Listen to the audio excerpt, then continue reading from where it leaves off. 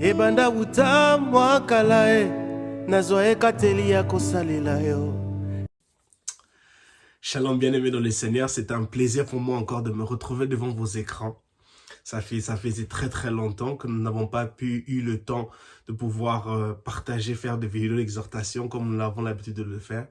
Mais en ce jour, Dieu nous fait grâce de nous retrouver encore ensemble pour parler de la parole, de par la part du Seigneur, de faire cette petite exhortation de quelques minutes qui nous aidera à aiguiser notre foi chrétienne, à la fortifier. L'apôtre Paul parle dans le livre de 2 Corinthiens chapitre 13 qu'en tant que chrétiens, nous devons nous examiner notre foi constamment. En faisant allusion à l'examination, on veut savoir quel est l'état de notre foi chrétienne. Est-ce qu'elle est toujours constante? Est-ce qu'elle est toujours assise? Est-ce qu'elle est toujours bien nourrie? Comment est-ce que vous nourrissez votre foi chrétienne en 2023? Comment est-ce que nous nourrissons notre foi chrétienne? Est-ce que nous la nourrissons de façon constante? Est-ce qu'elle est bien nourrie? Ceci est très important pour nous de comprendre que nous avons besoin, en tant qu'enfants de Dieu, de continuellement nourrir notre foi chrétienne de la parole de Dieu. Ta parole est une lampe à mes pieds, une lumière sur mon sentier. Les disciples ont dit dans le livre de Jean, chapitre 6, le verset 66, à partir du verset 60, « À qui irons-nous? C'est toi qui as les paroles de la vie. » Ils disent ça. « Seigneur, à qui irons-nous? C'est toi qui as les paroles de la vie. » Alors, ceci est important pour nous de savoir que nous devons nourrir notre foi chrétienne de la parole de Dieu. Et ceci est très important pour nous. Prions le Seigneur. Tendre Père, nous te disons merci pour ce moment où nous voulons partager, Seigneur Père éternel, Tout-Puissant, ta parole avec plusieurs de ces internautes qui nous verront, Seigneur Père éternel, sur les réseaux sociaux. Et nous voulons, Seigneur, ô tendre Père, que tu nous parles. Nous voulons, Seigneur, que tu déposes une parole d'encouragement, une parole de bénédiction, une parole de restauration, une parole de délivrance dans la vie de mon frère, dans la vie de ma sœur, qui me suivra au nom de Jésus. Amen. Gloire au Seigneur Jésus-Christ. En 2023, nous devons être conduits par l'amour, la foi et l'espérance. L'apôtre Paul le définit très bien dans le livre de 2 Corinthiens chapitre 13. Dans le livre de 1 Corinthiens chapitre 13, verset 13, il dit « 3 choses doivent demeurer, la foi, l'amour et l'espérance. » Très important. La foi, l'amour, l'espérance. Ceci doit être notre moteur qui nous dirige.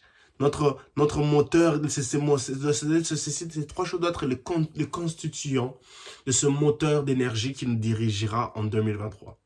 Afin de ne pas stopper, afin de ne pas abandonner, mais de continuer à avancer et d'atteindre le but, d'arriver jusqu'à la fin de cette course. 2023 est comme une course où nous devons faire de notre mieux, de ne pas nous laisser emporter, de ne pas nous laisser corrompre par quoi que ce soit ou par qui que ce soit. Et nous devons nous rassurer que nous possédons ces 3 choses, la foi, l'amour et l'espérance pour 2023. Et ceci est très important. Et en ce jour, j'aimerais faire une allusion à quelque chose de très important. De savoir que la plupart des fois, lorsque nous possédons peu, lorsque nous avons quelque chose dont nous pensons que c'est vraiment moindre comparé à d'autres personnes, comparé à ce que d'autres ont, c'est là où on voit que non, Dieu utilise le peu que nous avons pour en créer quelque chose de grand. Pour créer quelque chose de grand.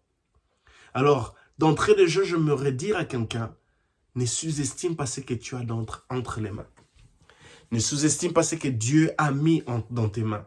Ne sous-estime pas les richesses qui sont dans ta vie, qui sont en toi, pour la gloire de Dieu. Et ceci est très important. Il y a toujours une connexion entre ce qui a été toujours considéré comme petit, avec la volonté de Dieu et la puissance de Dieu, afin que Dieu lui-même se révèle lorsqu'on s'attend à lui. Lorsqu'on a souvent quelque chose de petit en nous et dans nos mains et que nous plaçons notre confiance en Dieu et que nous nous soumettons entre les mains de Dieu, Dieu se charge de créer quelque chose de plus grand, de faire sortir quelque chose de grand, de grandiose, de cette petite chose, de cette petite quantité de choses que nous avons entre nos mains. Et ceci est très important pour nous en tant que chrétiens de comprendre cela. Partout là où Dieu est attendu, partout là où il y a des gens, il y a des hommes et des femmes qui s'attendent à Dieu, Dieu change ce qui est petit en grand, de 0 en héros, de 0 à 100. Dieu est capable de changer ce qui était détruit et de restaurer cela. Dieu est capable d'étendre les limites de toute personne qui était limitée financièrement, émotionnellement, générationnellement, familialement, relationnellement. Partout là où Dieu est attendu, Dieu change la situation. Dieu étend les limites. Dieu bénit d'une manière inexplicable. Et il amène cela à une valeur très élevée. Puisqu'il se sent attendu, puisqu'il se sent concerné, puisqu'on l'invoque, puisqu'on a besoin de lui, puisqu'on le cherche ardemment, puisqu'on ne fait que le chercher continuellement et constamment, alors c'est là qu'il décide de s'impliquer dans la situation et d'amener les choses de donner de la valeur à toute chose qui était considérée petite, de donner de la valeur, de donner une grande et solide valeur à cela. Et ceci est très très important. Et en 2023, nous devons considérer cela. Nous devons croire que tout ce que nous possédons, tout ce que nous avons dans nos mains, Dieu est capable de bénir cela, de fructifier cela et d'amener cela à un niveau élevé. Mais sur ce, nous avons besoin d'avoir ces 3 constitutions. Ces 3 choses qui doivent constituer notre moteur de vitesse, notre moteur de conduite en 2023. La foi, l'espérance et l'amour. Que Dieu vous bénisse. Le livre de Marc, en ce jour, j'aimerais plus m'atteler sur la foi. La foi. Dans le livre de Marc, chapitre 4, le verset 31, au verset 32, la Bible dit que la foi est comme une graine de moutarde. Voilà, et comme une graine de moutarde qui est la plus petite des graines, des semences dans la terre, sur la terre. Mais quand elle est plantée, elle croît et elle devient la plus grande plante. Comme une grande branche où les oiseaux peuvent percher dessus, où les oiseaux peuvent se poser dessus, où les oiseaux peuvent se poser et créer leur nid. Mais pourtant, c'est juste une petite graine de moutarde, une petite sémence. Elle n'a pas la forme que dont on peut s'y attendre qu'elle peut donner, elle peut générer, elle peut faire croître un grand arbre. Mais son point initial, sa forme initiale, elle est juste tout petite. Et la Bible dit clairement que c'est la plus petite graine de toute la terre. Et Jésus fait comparaison à cela à notre foi chrétienne, à la foi. Il dit que la foi est juste comme une petite graine de moutarde. Ou des fois, en tant que chrétien, on a même tendance à sous-estimer cette foi chrétienne que nous avons, cette foi que nous avons en Dieu. Nous avons l'habitude de sous-estimer, c'est là on se pose la question, Seigneur, est-ce que cette situation peut changer? C'est vrai que ça fait 10 ans, 5 ans, 22 mois, 3 mois que je suis maintenant chrétien, je proclame que j'ai la foi en Jésus-Christ. Mais face à cette situation, je ne crois pas, je me pose la question, est-ce que vraiment ça va changer? Mais Jésus dit clairement dans le livre de Marc, chapitre 4, verset 31 à 32, que la foi est similaire et semblable à une graine de moutarde. Une fois qu'elle est sémée dans une terre, elle croît, elle germe, elle croît, et elle devient plus grande. Elle devient comme un arbre, un très grand arbre, sur qui les oiseaux peuvent venir s'abriter. Ne sous-estime pas ce que tu as entre tes mains. Ne sous-estime pas les dons, les dons, les capacités que Dieu a mis en toi. Elle possède de grandes choses. Elle cache des grandes choses qui maintenant, en ce moment précis, que nous sommes en train de traverser des difficultés, elle ne donne aucune indication. Elle ne donne aucun présage que cela peut révéler des grandes choses. Et ceci est très très important pour nous de comprendre. Que notre foi est la clé pour toutes choses. Notre foi doit être conçue comme cette graine de moutarde. Une fois qu'elle est mise en application dans une terre, une fois qu'elle est mise en application, une fois qu'elle est constituée, une fois qu'elle est dirigée, une fois qu'elle est mise en Dieu, une fois qu'elle est placée en Dieu et puis mise en application dans une terre, elle va germer, elle va croître et elle va devenir un grand arbre portant de fruits qui sera sujet des bénédictions, des témoignages pour plusieurs des personnes qui nous entourent. Et par cela que nous pouvons comprendre que tout ce qui est petit, tout ce qui est moins considéré par les gens, par les hommes, peut cacher quelque chose de grand. En tant qu'humain, on peut se dire ça c'est juste une graine de moutarde, ça ne vaut pas la peine. Mais au fait, on ne peut pas voir ce qui est caché dans cette petite graine de moutarde. Elle cache quelque chose de grand. En tant que chrétiens, nous devons éviter de sous-estimer les gens. Nous devons éviter de sous-estimer ce qui est les faibles commencements des personnes qui nous entourent. Surtout des personnes qui croient en Dieu. Surtout de ces personnes qui ont leur confiance en Dieu, qui mettent leur confiance en Dieu, qui marchent dans l'intégrité, qui marchent, qui donnent de la valeur au sacré, au divin, à Dieu. Parce que leur foi, leur attitude, puisqu'ils sont dirigés par Dieu, puisqu'ils sont guidés par le Saint-Esprit, alors nous devons nous dire que leurs actions sont peut-être source d'une graine de moutarde qui a été plantée ainsi dit l'Éternel, qui a été plantée sous la directive du Saint-Esprit, sous la direction de Dieu lui-même. Et peut-être aujourd'hui nous ne voyons pas encore cela germer, mais dans 2-3 ans, lorsque cela va devenir un grand arbre, un grand sujet de témoignage pour plusieurs, ne jalousons pas ces personnes-là, mais reconnaissons que non, oui, Dieu était dedans, Dieu est dedans. Et cela est très très important. Des fois en tant que chrétiens, des fois en tant qu'humains, nous pouvons avoir cette attitude où nous nous sous-estimons. Parce que nous venons d'une petite famille, comme Gédéon. Gédéon, comme cela est mentionné dans le livre de Juges, chapitre 6, le verset 15, il vient d'une petite famille. Il pense qu'il n'est qu'un vaurien. Il n'a pas de la valeur dans la société. Il s'est dit que non, je viens de la plus petite famille. Je ne peux pas être le choisi. Je ne peux pas être le choisi de Dieu. On ne peut pas me confier cette mission parce que je viens de la plus petite famille. Elle n'a pas assez de valeur. Une graine de moutarde. Il s'est dit que je suis une graine de moutarde, mais je ne peux pas m'imaginer porter quelque chose de grand, être la tête, être un signe de bénédiction, une machine de bénédiction pour tout un peuple, être un dirigeant pour tout un peuple. Juste parce que je viens d'une famille qui est la plus pauvre, la plus petite de la contrée, du pays. Cela aussi peut arriver où notre self-esteem, notre confidence, où nous manquons de confiance, où on se dit que non, on n'a pas de valeur, on n'a pas confiance en soi. Notre confiance en soi est réduite, comme Jérémie. Jérémie ne pouvait pas s'imaginer de recevoir l'appel de Dieu. Il dit que je ne suis qu'un enfant. Il regarde face à la tâche, à ce que Dieu le demande d'accomplir, à la mission qui lui est donnée. Mais il s'est dit, je suis qu'un enfant, je n'ai pas encore d'expérience, je ne sais pas comment je m'y prendrai.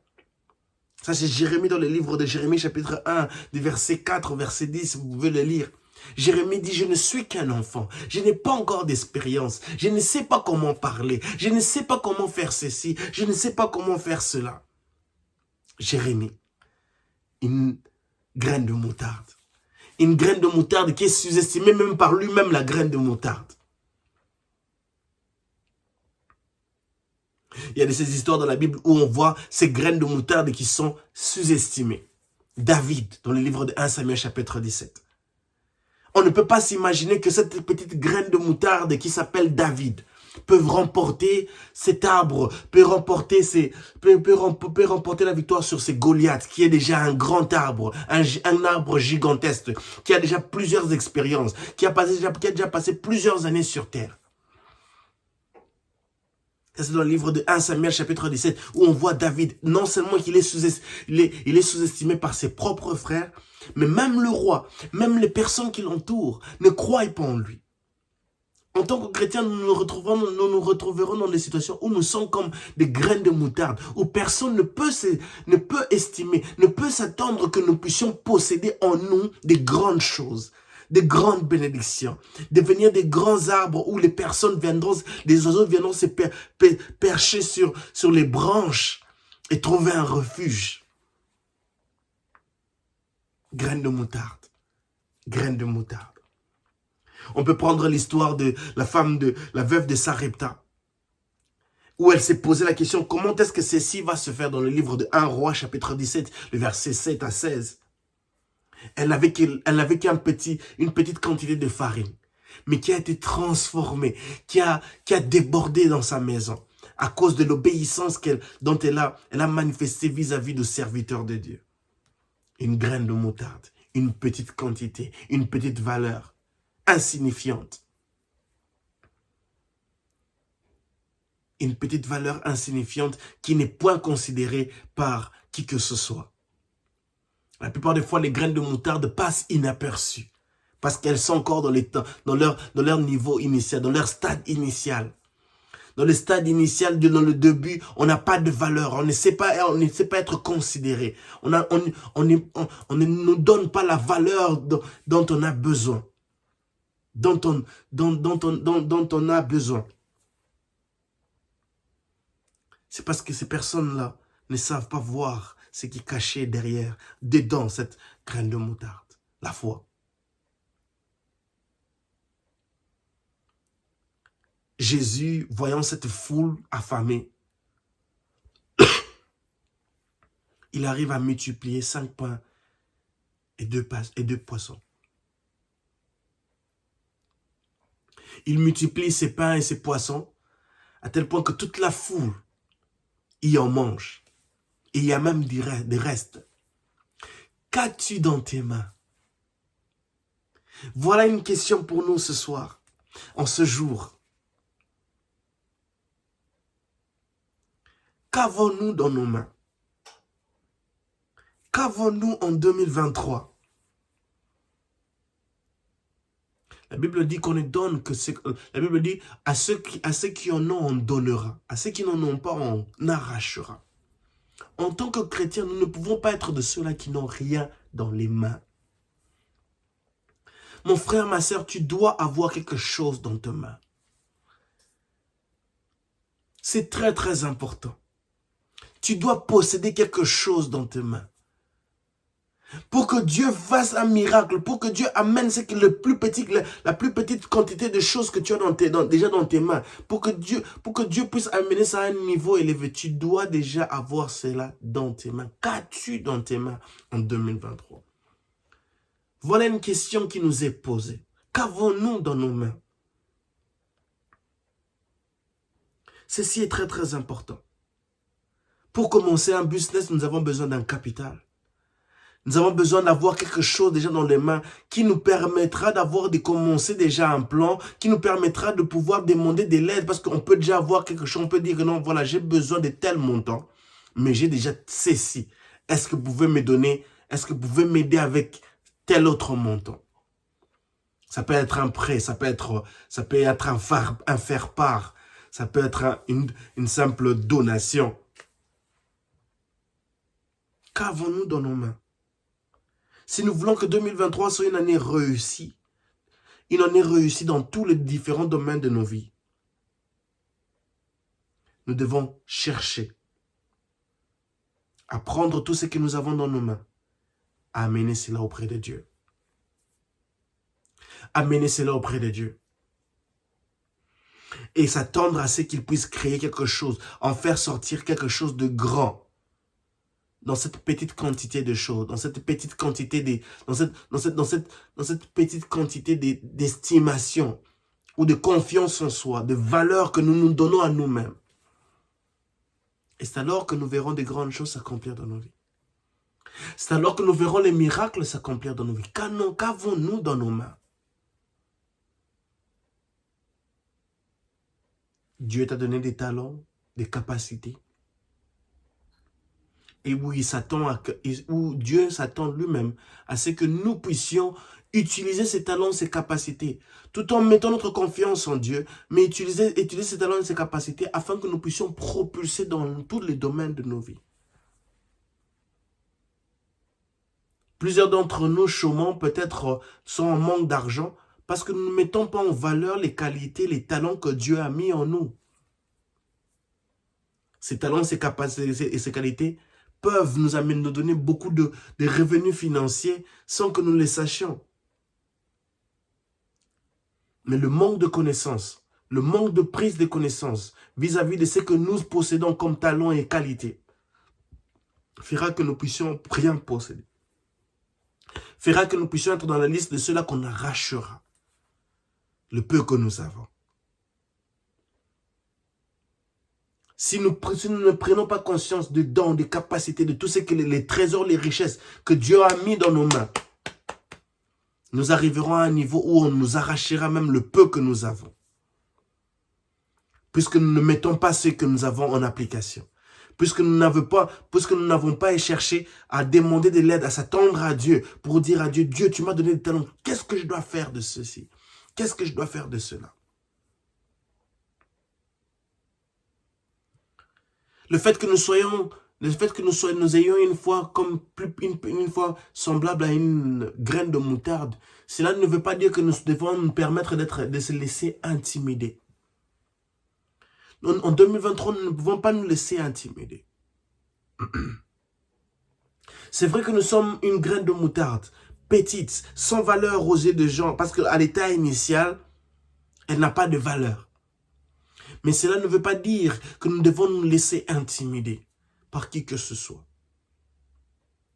La Bible dit clairement dans le livre de Hébreux chapitre 11, les parents de Moïse refusèrent de se laisser intimider par les décrets du roi, parce qu'ils virent que l'enfant était beau. Petit, ce n'est qu'un bébé encore.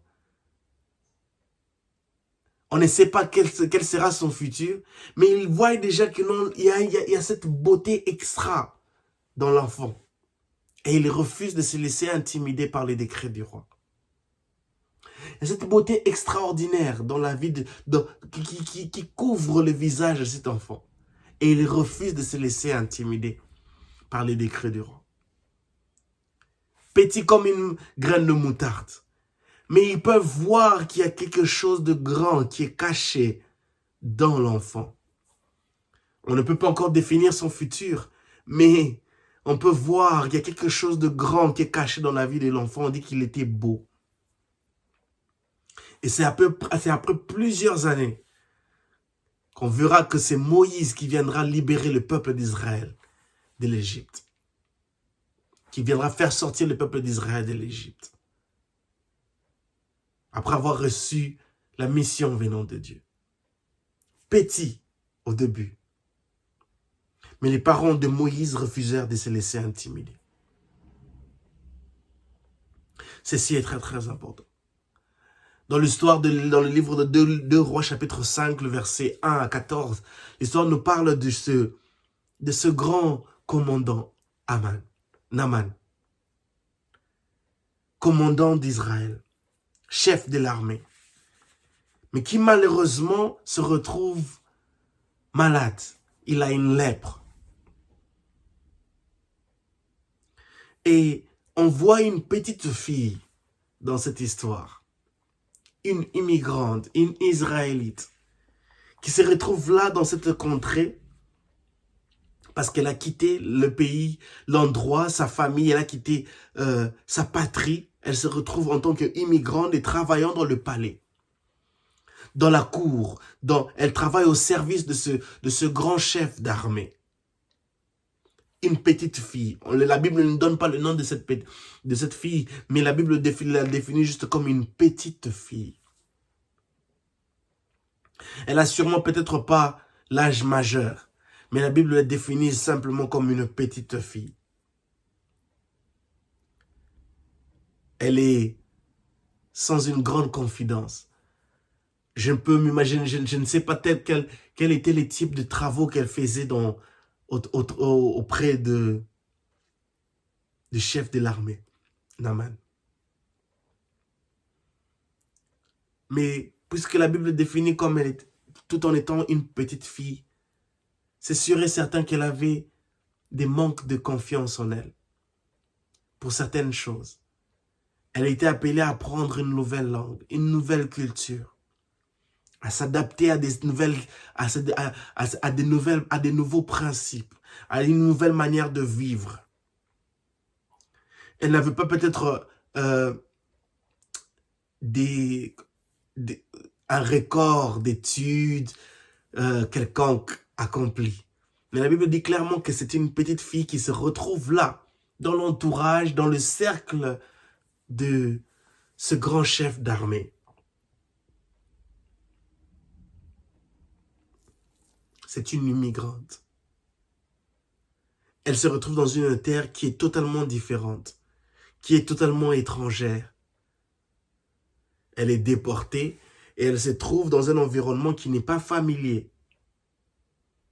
Elle doit accepter de s'adapter à la nouvelle culture.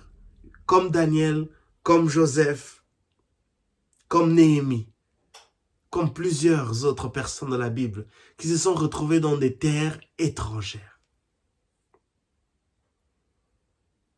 Terre étrangère. Petit. Et elle se retrouve dans une terre étrangère.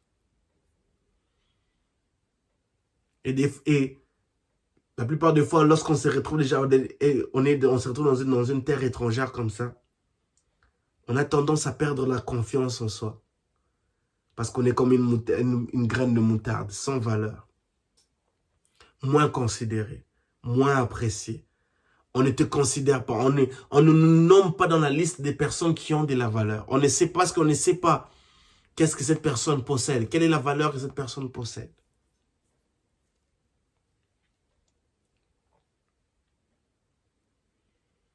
Mais la chose la plus intéressante avec cette petite fille, dont nous voyons, elle représente la jeunesse, elle représente, si je peux le dire, cette graine de moutarde qui est tout petite, mais qui cache quelque chose de grand en elle.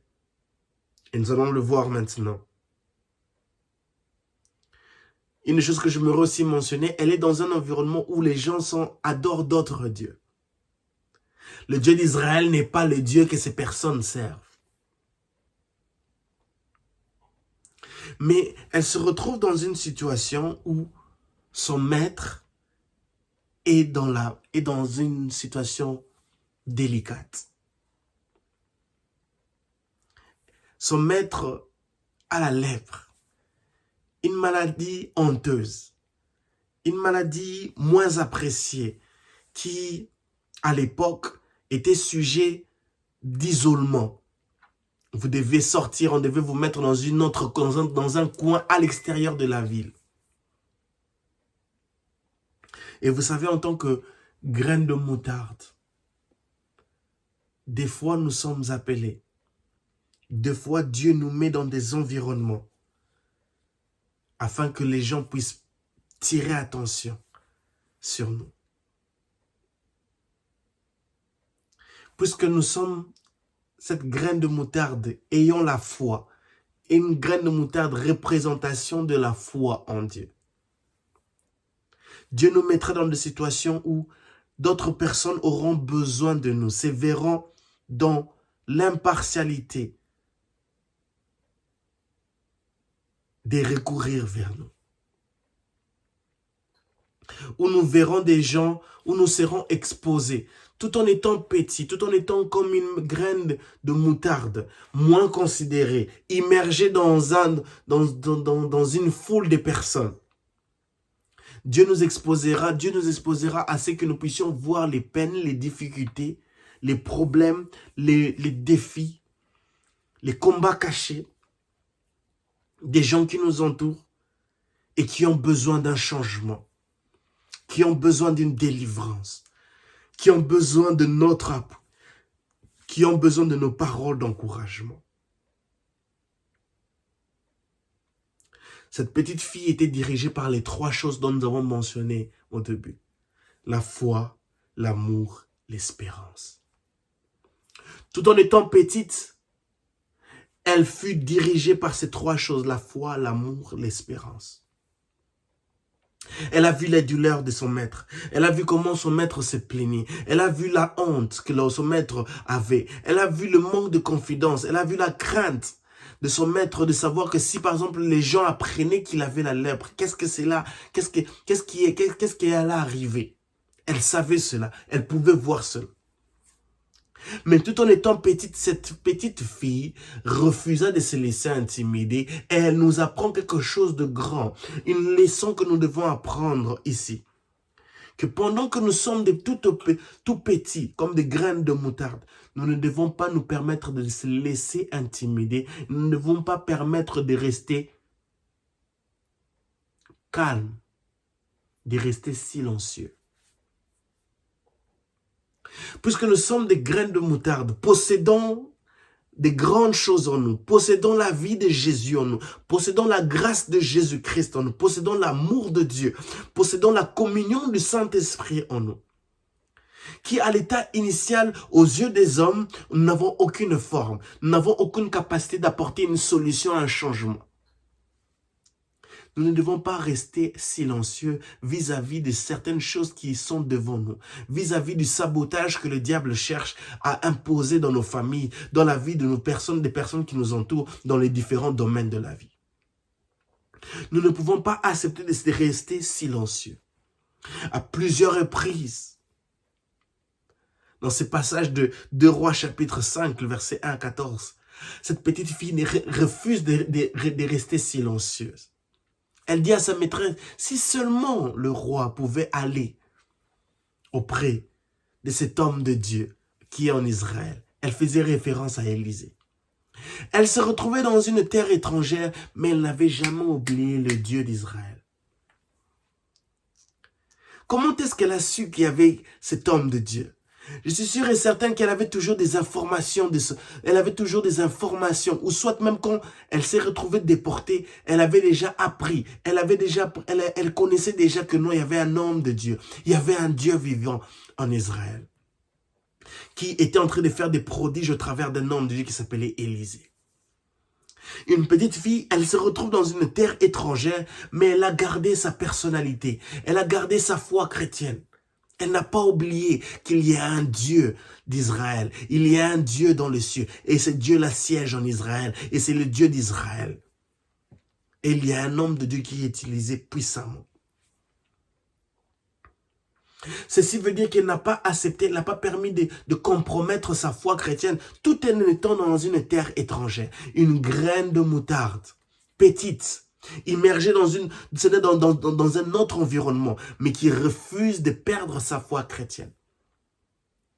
Et c'est pour eux qu'en 2023, tu te retrouves dans un environnement où il y a tellement des gens avec des différentes valeurs, différentes foi chrétiennes, différentes religions. Et toi, tu es le plus petit ou la plus petite. Que cela ne t'intimide pas. Tu n'es pas appelé à compromettre ta foi chrétienne. Tu dois garder ta foi chrétienne constante et ferme. Elle est une petite fille, représentation d'une graine de moutarde. Mais elle cache en elle la foi, l'amour, l'espérance. Elle cache en elle une foi chrétienne dont elle refuse de compromettre cela. Elle cache en elle une relation, elle cache en elle des nouvelles, des informations de son Dieu. Le Dieu d'Israël qui utilise un homme de Dieu appelé Élisée. Combien de fois avons-nous préféré rester silencieux vis-à-vis d'un problème quelconque qui est en train de troubler une personne, de nos familles, de notre entourage? Une situation dans nos familles qui ne cessait de se répéter de plus en plusieurs fois. Mais nous avons accepté de rester silencieux. Et pourtant, nous avons la puissance de Jésus-Christ en nous.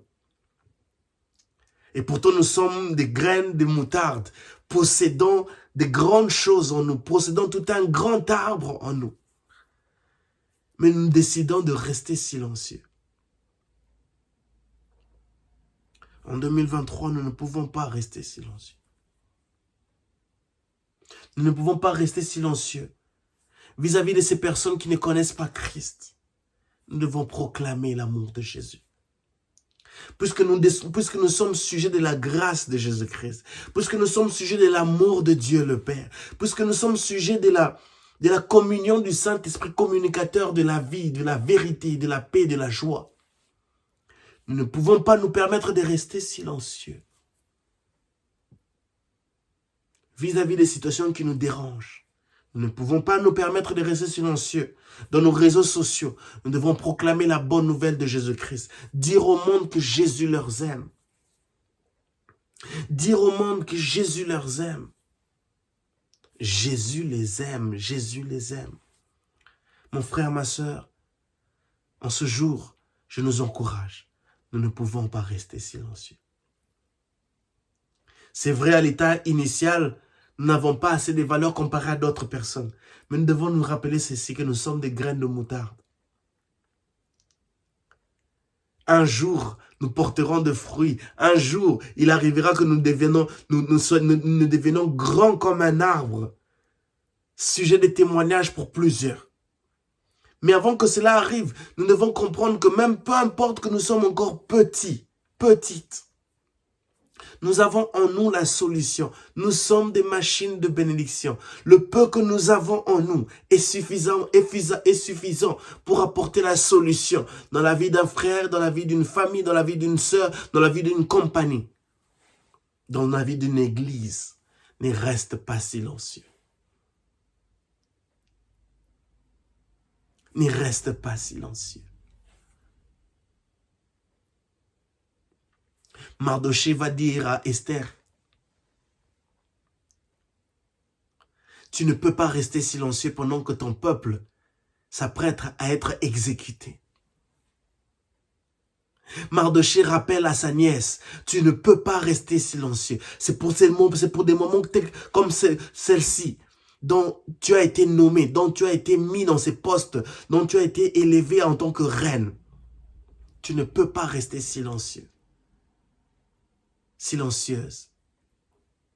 Mon frère, ma sœur, graine de moutarde, moins considérée par d'autres personnes, mais possédant la vie de Jésus, possédant la grâce du Seigneur Jésus, l'amour de Dieu, la puissance du Très-Haut, la communion du Saint-Esprit, qui fait de nous que nous soyons des machines de bénédiction cachées dans des graines de moutarde, qui pour le moment nous n'avons aucune valeur.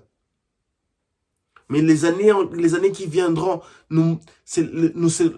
cet arbre qui était caché en nous se révélera au monde. Mais nous ne devons pas seulement attendre que nous puissions devenir un grand arbre pour prêcher l'évangile. Non, le moment c'est maintenant.